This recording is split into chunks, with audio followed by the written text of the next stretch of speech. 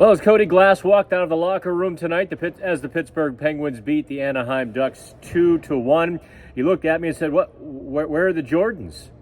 It was that kind of night, the jovial mood in the Penguins locker room. So now I suppose I have to bring my A game to practice on Friday.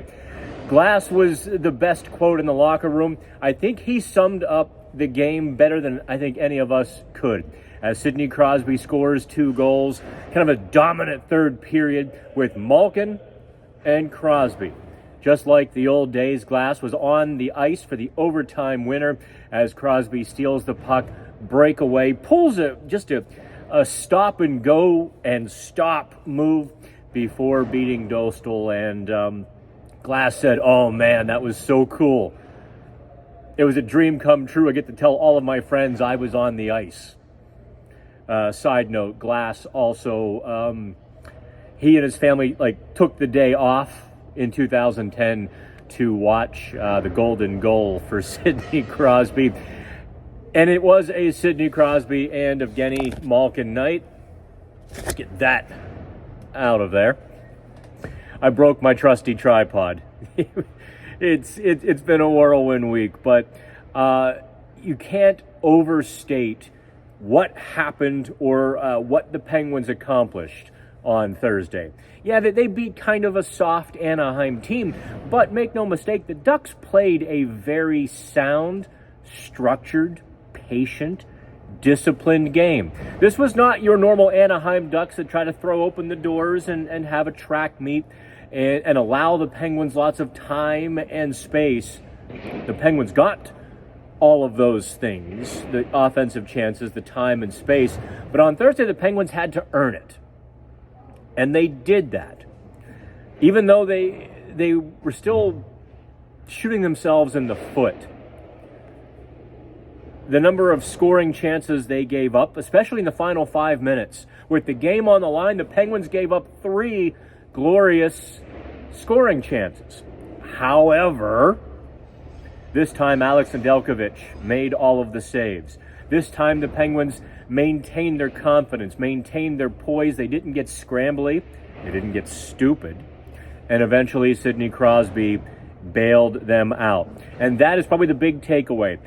Mike Sullivan has put all of his eggs in Crosby and Malkin's basket. That's a pretty good basket to put your eggs in. The rest of the team this time supported. Yes, there were mistakes, and I think that's going to be baked in to the Penguins' casserole for most of this season. The idea is to limit them.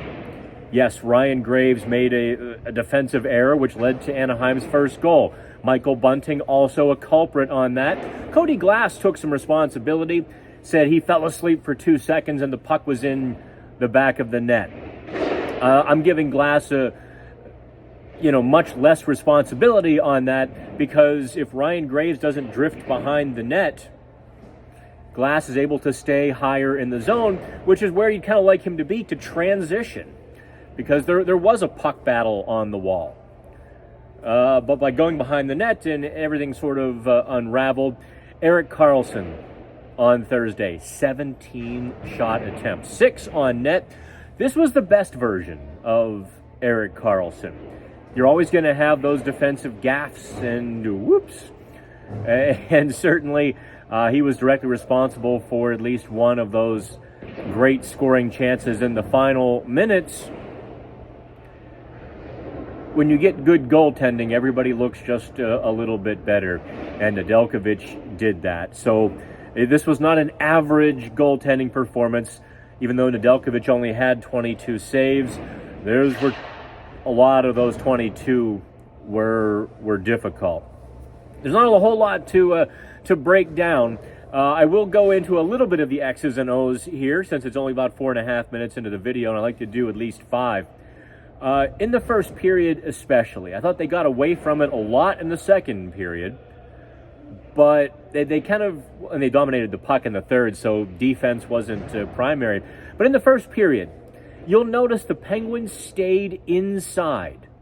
They gave Anaheim the exterior. They stayed inside the dots.